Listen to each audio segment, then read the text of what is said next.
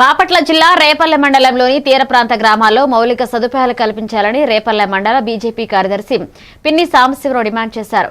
జొన్నవారిపాల గ్రామంలో శ్మశాన వాటికకు సరైన దారి లేక ప్రజలు అవస్థలు పడుతున్నారన్నారు.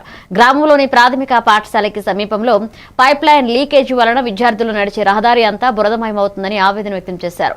సంబంధిత అధికారులు ఈ సమస్యలకు పరిష్కారం చూపాలని కోరారు.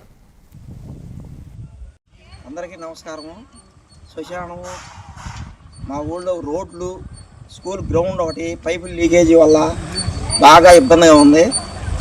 పెద్దల్ని మేము ఇవన్నీ శుభ్రంగా స్పందించి మమ్మల్ని శుభ్రంగా ఇవన్నీ పనులన్నీ సక్రమంగా చేయమని అధికారులను కోరుతున్నాం.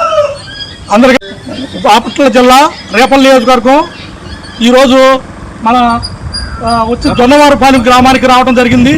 జొన్నవారిపాలెంలో స్కూల్లో మనకి స్కూల్ లీకేజ్ వల్ల, ఆ వాటర్ లీకేజ్ వల్ల స్కూల్ గ్రౌండ్ అంతా తడిచిపోవడం జరుగుతుందని, అక్కడ పిల్లలు ఆట స్థలం అంతా దీనికి తడిచిపోవడం వల్ల ఇబ్బంది పడుతున్నారని, మరియు ఆ రోడ్లు పరిస్థితి దారుణంగా ఉంది. పిల్లలు స్కూల్ కూడా రావట్లేదని, మరి శ్మశాన వాటికి వెళ్ళడానికి దారి లేదు.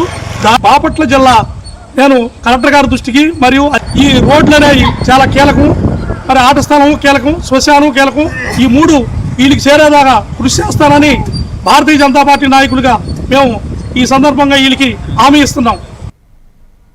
బాపట్ల జిల్లా పిట్టలవానిపాలెం మండలం